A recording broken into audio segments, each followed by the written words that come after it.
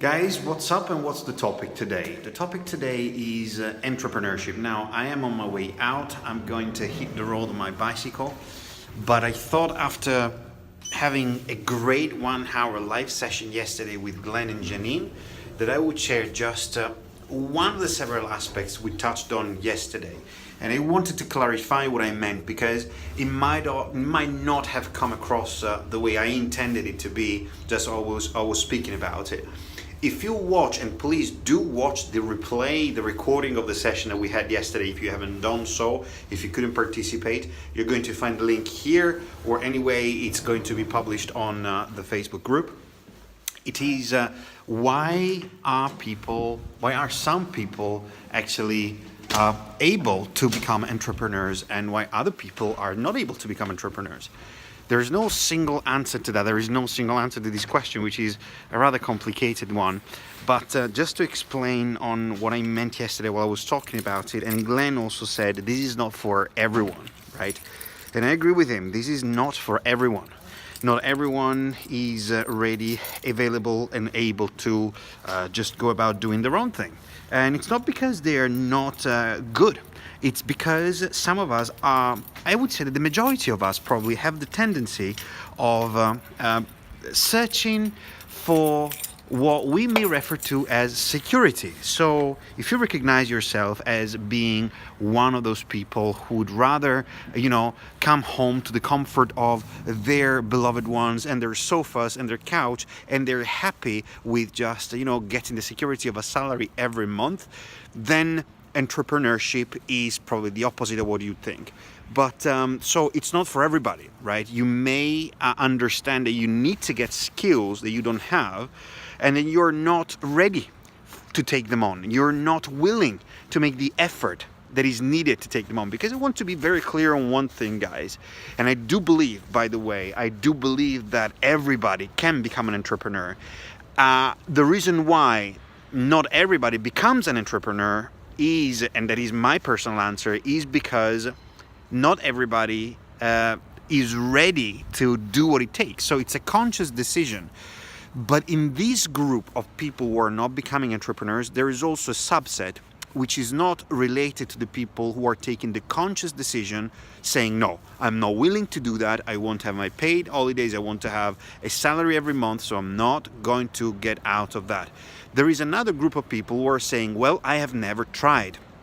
And my message is to those of you who have not yet experienced what it's like being an entrepreneur, thanks to the digital business, thanks to the digital opportunities, you now don't need to leave the comfort and safety of what it is that you're doing. If you have a full-time job, you don't need to leave it. And by the way, I also know many people just working 80%, or in this moment, companies are looking for ways to save money. So you may want to run a quick evaluation for yourself. What would it mean for you to work 80% rather than 100%? Yes, your salary will decrease by 20%, but you will get an extra day a week, and you potentially will have almost 3 days a week full worth of working for your own business, your entrepreneurial idea, with a very, very little investment, guys. So I'm not saying like your income will get lower and you all of a sudden will spend more.